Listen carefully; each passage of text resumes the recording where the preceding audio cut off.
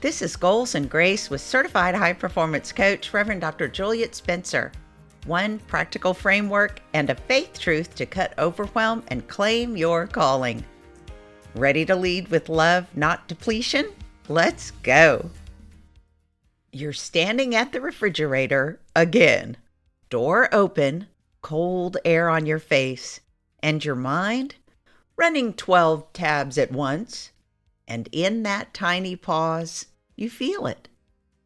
That quiet pull to handle one more thing for everyone else instead of the one thing that would actually move your life forward. If that's you, you're not behind, you're overloaded. And today, we're going to fix that. Welcome to Decision Fitness. This is where you train how you choose under pressure so you can fully commit to one clear priority and clear the rest. Here's your anchor for this entire series. From the Gospel of Matthew, chapter 5, let your yes be yes and your no be no. This isn't about productivity. Jesus wasn't giving a time management tip. He was calling people into integrity. Because every time you say a soft yes, you create a silent no somewhere else. So this week, we do something different. Your yes becomes real, your no becomes clear, and your life starts to align with what actually matters. Let me make this real for you. Earlier in my career, I sensed that God was nudging me to show up more publicly, to teach beyond the walls of a church building, to encourage people in everyday life, to use social media for something deeper than noise and scrolling. But honestly, I kept putting it off. I told myself I needed a better plan, a better setup. I needed more knowledge, more clarity, more time. And meanwhile, life stayed full. Ministry was busy. People needed things, and every day felt important. But then COVID happened. And suddenly people were isolated, anxious, overwhelmed, and hungry for connection. That's when I finally started Thoughtful Tuesdays as a Facebook Live. Was it polished? Not even close. I didn't have studio lighting. I didn't have a professional set. I wasn't sitting there thinking, wow, this is going to build a platform. I just showed up consistently, one Tuesday at a time, one encouraging message at a time, and one imperfect step at a time. And what I learned is something that I wish more high-capacity women understood. Clarity often comes after the movement, not before it. You don't think your way into confidence. You build confidence by taking action before you're fully ready. Because the real danger isn't imperfect action. The real danger is spending years waiting for a perfect moment that never arrives. And that showed me you don't need clarity to start. You get clarity because you start. And that's what I want for you this week. Because here's the truth about where you are right now. You're not stuck because you don't care. You're stuck because you've been saying yes to too many good things. Your energy is scattered and your calendar is full, but not aligned. Deep down, you already know what matters most. You've just been delaying the decision. So we're going to make this simple. There are 3 moves. That's it. You only need 3 moves. Number 1, choose the priority. Not 3, not a category, not get my life together, but 1. And here's how you know when you've chosen it correctly. It makes you feel a little uncomfortable. You've been avoiding it, and if you move forward, everything else would feel easier. I'm going to say that again. It makes you feel a little uncomfortable. You've been avoiding it, and if you moved it forward, everything else would feel easier. So say it out loud. This week, my priority is, and don't leave it vague. For instance, don't use, this week my priority is to work on my business. Make it specific. For example, you might say, this week my priority is to finish and send my proposal to X client by Friday at noon. You need a finish line you can see. When I got ready to do Goals and Grace, I was thinking it would be months out. But instead, I said, nope, 2 weeks. I gave myself 2 weeks because I knew that a longer period wasn't going to make me better prepared. I just had to start. Was it flawless? It's still not. But confidence comes when you start. Number 2, name the 5 needle-moving actions.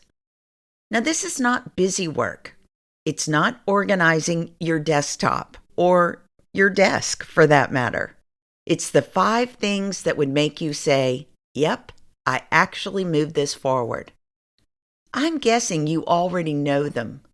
They're probably the ones you keep avoiding. So write them down. And here's your rule for the week. When you feel overwhelmed, you don't pick a new task. You come back to your list of 5.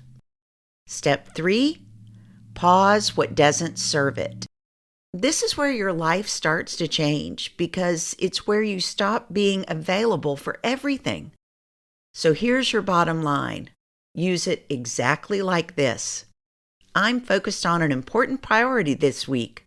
I can revisit this next Wednesday. You don't over-explain and you don't apologize. You just lead. Now let's talk about what will happen when you try to do this. You'll sit down to work and suddenly feel the urge to do anything else. To check email, to respond to a message, to do something easier, to do something that is a little bit of escape. That's not a time problem. That's a decision muscle problem. So here's what you do in that moment. You pause, drop your shoulders, and take one deep breath. And when you do, say to yourself, I'm here, I'm focused, I'm moving what matters. Then set a timer for 10 minutes. Start the first action on your list. That's it. 10 minutes. Because 10 minutes will break the resistance and it will create momentum. And then you can set your timer for 40 minutes. And from then on, I recommend setting a 50-minute timer. I find that not only for me, but research shows that if you set your timer for 50 minutes and work in a concentrated fashion for those 50 minutes, you will be stunned at how much you can accomplish. Take a break for 10 minutes, stretch, get some water, preferably go outside for a second, come back in, set the timer for 50 minutes more. Now here's something that most people skip, and it does matter. When you complete one of your 5 actions, don't rush to the next thing. Pause, stand up, smile, and say, hey, that's like me. I finished. As my friend and mentor Forbes Riley says, I finished as expected. Because right now you're not just getting things done, you're becoming someone who follows through. In other words, you are keeping a yes to yourself. Now you might be thinking, but if I focus on one thing, everything else will fall apart. It won't. What falls apart is the illusion that you can carry everything at once. What actually improves? Your presence, your energy, and your peace. Because now you're not reacting to your life, you're leading your life. And there's one more voice that's going to show up when you're asked to do something. It's the one that says, who are you to say no? But let me answer that for you. You are the person entrusted with your calling, and stewardship requires selection. You don't honor your calling, your goals, your ambition by saying yes to everything. You honor it by choosing what matters most and protecting it. So here's your simple plan for the week. Tomorrow morning, I want you to write your one priority and list your 5 actions. Then block 2 25-minute sessions or one 50-minute section. Either before each of the 2 or before your 1, set your intention. And during that session, focus on one action only. When you finish it, or when you finish the portion of it that you have determined will occupy that time block, check it off and then celebrate it. Give God thanks for clarity and for the strength to follow through. If you do this for a whole week, then at the end of the week, you'll notice that you're not measuring perfection. You're asking, did I move the one thing that matters? Because that's how trust in yourself is built. That's how you're able to trust that your yes is yes and your no is no. You don't need more time. You don't need a better system. You need a decision that honors what God has already placed in your heart. And if you're listening to this and you're thinking, I know exactly what my priority is, but I'm still not doing it, that's where coaching changes everything. Because coaching doesn't just give you a plan, it strengthens your ability to make clear decisions, to follow through under pressure, to lead your life instead of reacting to it. And if you're ready for that kind of clarity and consistency, I'd love to walk with you.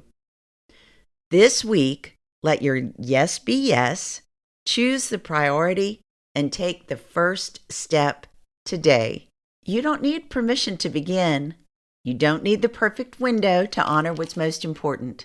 You need a truthful yes, a courageous no, and one first move today. That's decision fitness, my friend. That's you training your choices to match your calling. Thanks again for listening to Goals and Grace. If this is helpful to you, I'd love to hear from you, and I hope you'll share it with a friend.